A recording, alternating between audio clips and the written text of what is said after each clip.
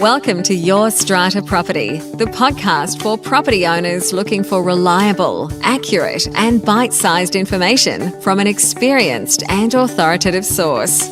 To access previous episodes and useful strata tips, go to www.yourstrataproperty.com.au. Hello and welcome. I'm Amanda Farmer and I have with me today Reena van Alst from Strata Central. Hi, Reena. Hi, Amanda. How are you? I'm doing well. Thank you very much. Another busy week in Strata for me. How about you? Yeah, always busy in Strata. There's always something new, I think, just about every week. Yes. And I know that you work so hard that you have been recovering from a bit of an illness, a bit of a cold that's going around. How are you feeling now? Yeah, I'm getting there, actually. It has taken a while, I think, because I was a bit run down, but now I'm on the mend. So it's doing much better. Thank you. Excellent to hear. All right, let's jump straight in to your challenge for this week, Reena. Well, I'm sure some managers out there may have a few buildings that still don't have all their window locks installed, which the deadline was 13th of March 2018. And many schemes that we took carriage of in that period still hadn't even started the process. So many schemes are still obviously completing that process, even though quotes had been obtained and you had to get access into every apartment. But as I'm sure you're aware, Amanda, being a lawyer in this field, that sometimes owners or residents don't give access. And I just wanted to check in terms of the liability on the owner's corporation for such types of schemes where there is still outstanding locks that have to be installed. We have a few buildings where we've had access refused. And in some cases, the committee have said, well, we've done all we can. We've had the company out for 3 occasions now trying to get access. The owner's corporation has been charged reattendance fees. And so now what is the next step? My advice has been that under Section 118, the owner's corporation must ensure that window locks are installed. And then Section 124 states that if you can't get access for any of the conditions named in 118, then an order can be obtained for access. But I mean, as we know, that's costly, that takes time. So what's sort of your advice on that? Yeah, well, if anybody is not across this requirement in New South Wales to ensure that there are complying window safety devices on windows in a strata building, you definitely need to go and check out Section 118 of our Strata Schemes Management Act 2015. I will put a link to that in the show notes for this episode, and have a read of that together with Regulation 30 in the Strata Schemes Management Regulation.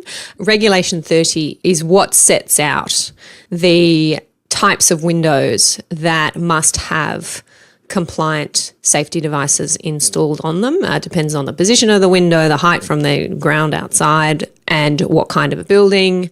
And yes, Reena, as you said, the deadline for compliance with this part of our legislation was indeed March 2018, so some time ago. And I too am seeing buildings that have not yet had the locks installed at every lot, or every lot where they need to be installed. And look, I agree with you. Section 118 is quite clear that the owner's corporation must ensure that there are complying window safety devices on all windows. And if you don't get access, then you have the right under Section 124 to apply to the Tribunal for an order. And Section 124 actually specifically refers to access required for the purposes of Section 118. So it anticipates, if you like, that you may not have been able to get in to install these devices, and you therefore can apply to the Tribunal for an order that the lot owner must permit you access for the purpose of doing that work. And I think if you didn't take that step and disaster, some catastrophe struck, I think you'd be in a difficult situation, because you have that option available to go to the tribunal, get an order, gain access, do the work, and you haven't taken that up as an owner's corporation. Yeah, exactly, man. That's what I recommended to my strata committees to do, because unfortunately, there are some people who, sometimes, I mean, in my experience, it's not just saying no for the sake of no. A lot of people just are aggressive, they have a problem mentally, and it's hard to get into those apartments. Yeah, and bear in mind also that lot owners can install their own safety devices, and Section 118 does take that into account. Yeah. Where a lot owner has done the work, then they have to ensure that it's done competently, that it's done properly, and they actually have to tell the owners corporation that they've done it. So that is set out in Regulation 31 of our Strata Schemes Management Regulation. The owner must give written notice of the installation to the owners corporation within 7 days. So you might find, Reena, where you're chasing up some of these owners, they're going to tell you, oh, well, I've already done it. And they may not have realised that they should have provided written notification. But yeah, actually, that's a very good example you mentioned, Amanda, because I did actually have an owner in one of the schemes where we were following up whether or not a number of hadn't yet, according to our records, had not yet had their window locks installed. But then when we were sending out a new notice, they wrote back to us and said, we've already done it ourselves. So again, I think you're right. There's many people that don't know that there's a requirement to notify within 7 days. Yep. Great. And then once you've been told, then you've got that notice, which is good. Yeah. You know that it's there. The other thing that I know a lot of buildings are doing, I'm not sure if you do this with your buildings, Reena, is they are going ahead and installing the locks, and they are then passing a bylaw which sets out the procedure, if you like, around how to deal with those locks in the future. So if they are in need of repair or replacement, if the owner has removed them, what is the owner's corporation's responsibility? And our legislation is not very clear around what happens after the locks have been installed. So I certainly have been asked to draft and have drafted for a number of buildings what I call a window locks bylaw, which sets out the procedures around what is to happen once the locks are installed, and says things like if they are in need of repair or replacement, then it is the responsibility of the lot owner to let the owners corporation know about that and to facilitate access for that purpose. Yeah, that's a great idea. That can be a helpful bylaw. Yeah, have a think about that one. Yeah, that's a great idea, Amanda. Thank you. All right, I'm going to get into my challenge for this week. This is a question that was raised at a recent live event that I attended, and I was fast and furiously, as I like to do, answering as many questions as I could on my feet that night for the attendees at the event. And in the course of that Q&A, I was asked this question: is the secretary of a strata committee entitled to see a copy of the strata roll without paying the inspection fee? So what we're talking about here is anybody who's listened to this podcast for a while and they'll listen to me present about strata issues will know that our law permits owners of lots to inspect the records of the owners corporation. Those records include the strata roll, and owners are therefore entitled to access and inspect the strata roll, which contains all the contact details of owners and residents in the building.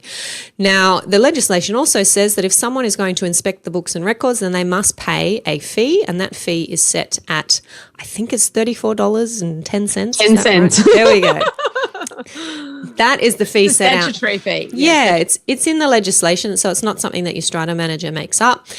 And it is a fee that you pay, check, cash, whatever it is that your strata manager requires when you sit down to inspect the records at their office. And this specific question that was raised with me, and I think it had come through advice maybe from somebody's strata manager, that if you are the secretary, you are the only person who is entitled to look at the records of the owners corporation, including the strata roll, without paying the fee. And I sort of scratched my head about that and thought, I don't understand that. I don't know where that's coming from. I couldn't think of a section of the legislation that said that. I mean, my thoughts are that we don't charge them because, I mean, the secretary is the one that's, under the Act is supposed to, maintain the role, even though it's delegated to the agent. That is one of their functions. But I don't know where it says in the Act that they don't have to pay. Yes, very interesting point. I have since been reading, just in another context about the functions of the secretary, and exactly what you say, Reena.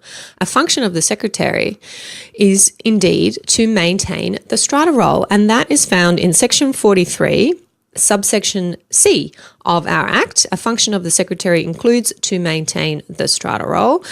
So on that basis, I imagine this particular strata manager had told this owner because you or your secretary has the function of maintaining the strata roll, then they can access a copy of that roll and don't need to pay the fee. Now, it doesn't say anywhere, I agree, Reena, in the legislation that they don't have to pay the fee.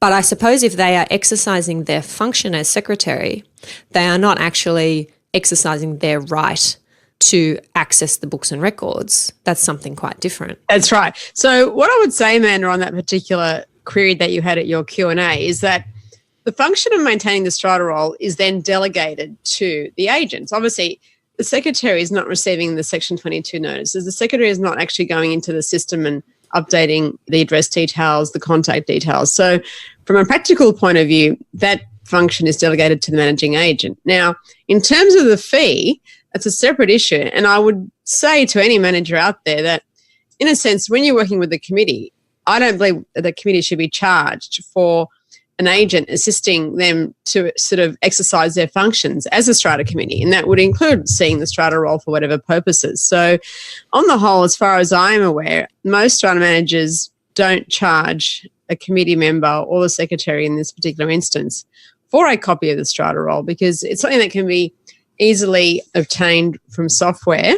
And in a sense, I think it's part of just a good working relationship where something that is readily available, it doesn't take the managing agent a lot of time to actually provide, should really be done at no charge. But I don't believe that there's anything in the legislation that states that, really. I mean, at the end of the day, there is a bit of time expended, but a strata search usually takes a lot more time than just providing someone, with a copy of the strata roll, especially the secretary. So we've had occasions where an owner wants to do a search and they want a copy of the strata roll. They don't want to come in for it. They just want the strata roll.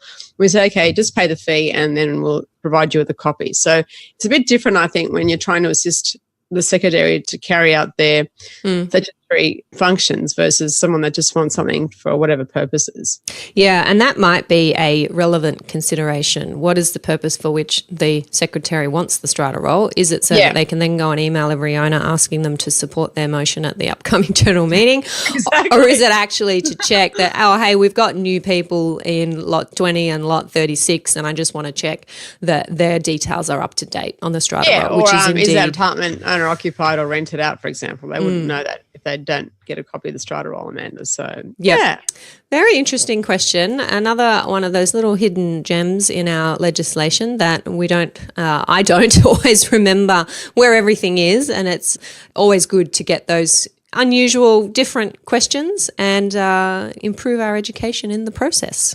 Yeah, actually, I wanted to congratulate you, Amanda, on your Q&A podcast. I thought it was a very good selection of questions and answers. So I think for a lot of people out there, both managers and owners, I think it gave a good sort of overview of some of the challenges and issues that they have probably experienced but never really asked the question. Thank you very much for that. I'm glad you enjoyed it. For anyone who has not yet come across it, it is episode 158 of the podcast, and it is a recording from a live event that I delivered in Sydney for Waverley Council a couple of months ago now, and it is just that section of the presentation where I jumped into some Q&A with audience members, which I absolutely love to do, and as I've said, helps me learn as well. Yeah. Okay, let's shift gears and jump into your win for this week, Reena. Yeah, I recently took carriage of a company title building, and I had my first meeting with the board members a few weeks ago. And in that meeting, the board members advised me of a very, very difficult owner who's been causing them a lot of grief. She actually wanted to get the company to replace a mezzanine section of a structure in the building, which obviously the company had not actually constructed. For many of you perhaps who are listening, some strata managers may manage company title schemes, which are obviously very different to strata. The company actually owns the building, and all the owners are actually shareholders. Like Woolworths, for example. Woolworths could own the building that you live in, and then you're just a shareholder, and basically your share numbers allow you to occupy a certain apartment. So in this particular case, we provided the shareholder with a goodwill gesture by saying that we would do certain things for her, which the company really wasn't obligated to do. Just like in an owner's corporation, for example, if there's some damage and you might say, okay, you might pay a bit more than you should, even though I'm not advocating this in terms of a strata scheme, but the win for this, Amanda, is that by just doing something very small, which is over and above what the company was obligated to do, immediately the owner agreed that she was happy with this. The other repairs could be done, which the company was responsible for. But it just goes to show you sometimes if you can just do something very small for someone, sometimes you can get a good outcome. You can reduce the animosity and you can get it like a win-win situation for everybody. So, I mean, I was just surprised because I was waiting for her to come back with this huge email, which I had received prior, because she had wanted to attend the board meeting. And of course, again, it's not the same as a Strata committee meeting where owners are entitled to attend but not speak if the committee doesn't permit them to do so. In this case, obviously, the board said no.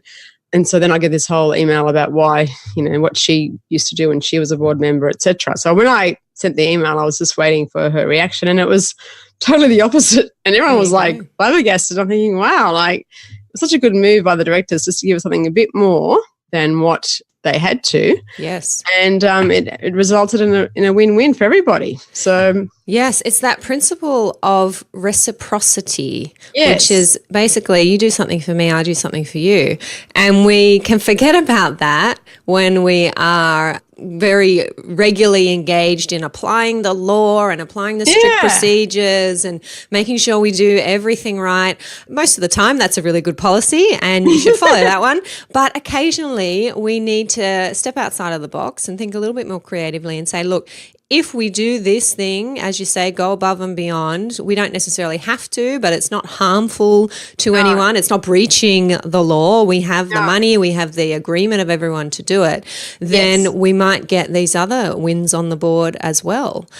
And that is a proven principle of human nature, that we do like to give back when we are given to. Yeah, and I think in Strata, sometimes people are worried by going above and beyond because they're worried that it might create a precedent. I always get that a lot, but if we do it for this person, we've got to do it for everybody else. And sometimes, you just got to sort of think about, well, what is the cost of, going to tribunals and mediations and all that sort of thing? Apart from the financial costs, it's the ill will that's created between that owner and the owner's corporation. And so I think sometimes, as you've said, that concept of going above and beyond is something that perhaps we should all think about from time to time, where things have become intractable with certain particular owners and schemes that we manage. And therein lies the skill of the strata manager, doesn't it? You need to have also, as well as all of your administrative and your accounting, all of that. You got to have psychology. That's right. Yeah, understand how the mind works. Good stuff. All right. Well, the win for this week that I want to share is to make sure that all of our listeners know about an event that the Women in Strata group is hosting. And it is next Thursday, the 30th of May. That has come around really, really fast. And both Reena and I are members of the steering committee for Women in Strata, supporting women who work in strata management and also those who support women working in strata management. And the event is, drumroll please, a karaoke night. Yes, I can see Reena. I'm looking at Reena on video and she's looking very uncomfortable about this. No, I think it's a fantastic event. So it's going to be a wonderful event. Our steering committee has worked very hard, especially Sarah Smith and my husband Robert, on this particular event. It's going to be at Dalton House in the city on Elizabeth Street next to the Sheraton on the Park. It's a great location for those of you that have been to some of the SCA events there. They're fantastic. And the purpose is also for all the ticket receipts of $20 per head to go to Share the Dignity, which has been a charity that one of our members, Natalie Fitzgerald, has actually focused on, and we're all proud to be supporting that particular charity as well. It is an absolute steal to be able to go to a location like Dalton House to have a drink with your colleagues, have some food, enjoy some karaoke. I think there will be a special guest performance too.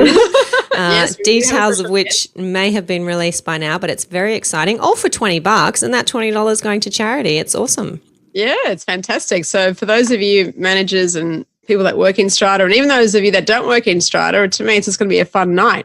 Yeah, and we have encouraged, haven't we, Reena, guests to bring along a friend or a colleague. Or their partners even. Yeah, to make it a community event. Now, we do have very limited spots, and I'm sorry if this is going to air at a time when we may have sold out, but do head over to the Your Strata Property page where you'll find this episode, and I will put the link to grab your tickets for the event. So make sure you get yourself into that, and you can see Reena and I there on the night. Love to see you. Yeah, definitely, man. Looking forward to seeing some of our podcast listeners. If some of the people have said to me, I can't come to the karaoke night, but hopefully another Women in Strata event. So for those of you that perhaps haven't met Amanda and I, we'd love to see you. And men as well. We love our male supporters of Women in Strata. We often get questions. Can men come to the event? Of course. We love to see you. Yeah, exactly. All right. Well, that is about it from my side this week, Reena. Anything else to add? Nothing to add, Amanda. All good. That is a wrap. I'll see you at the karaoke night. See you then. Bye, Amanda. Bye. Thank you for listening to Your Strata Property, the podcast which consistently delivers to property owners reliable and accurate information about their strata property. You can access all the information below this episode via the show notes at www.yourstrataproperty.com.au. You can also ask questions in the comments section, which Amanda will answer in her upcoming episodes. How can Amanda help you today?